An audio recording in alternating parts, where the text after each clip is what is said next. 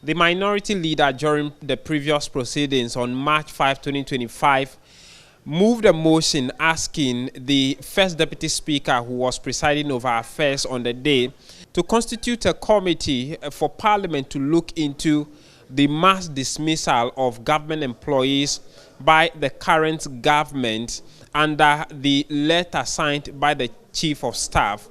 The motion was opposed by the majority leader, Mahama Yariga, and that objection was sustained by the first deputy speaker, Bernard Ahiafo, who insisted that because the matter has been sent to court by Nanabe, the national organizer of the NPP, Parliament need not look into it until the court makes a final determination on it.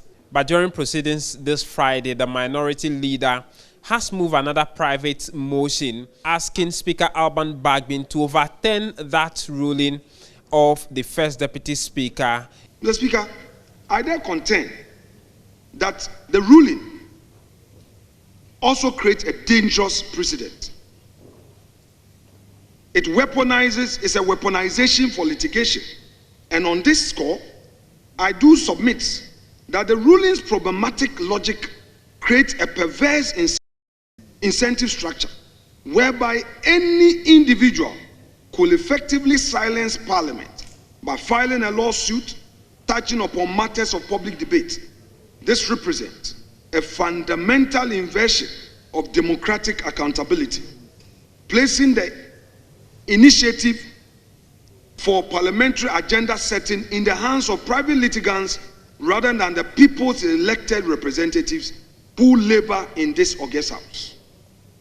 Such a vexatious system will be particularly vulnerable to abuse by those seeking to shield government actions from parliamentary scrutiny.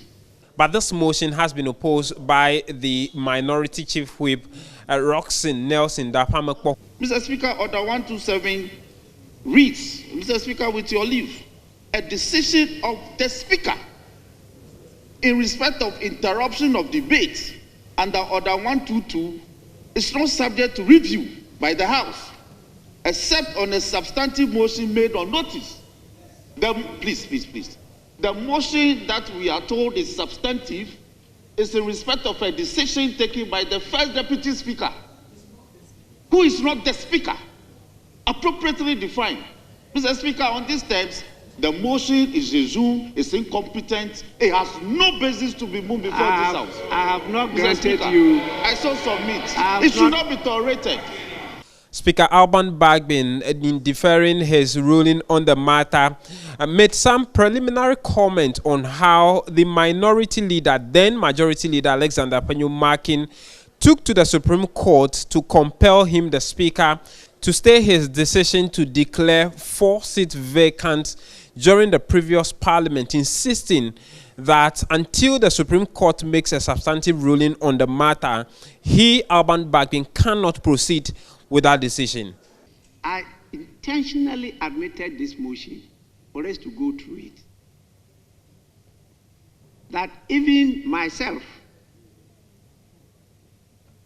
the minority leader who moved the motion, versus the Speaker and the Attorney General, the then Supreme Court held the view that once he drew my attention to the pendency of the writ he issued, I should have proceeded the next day, 17th, to have read the statement I made concerning vacancy of the seats. It would have acted as an injunction. I differed from it.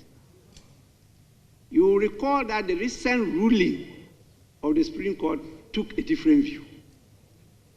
And that is why he has quoted copiously here.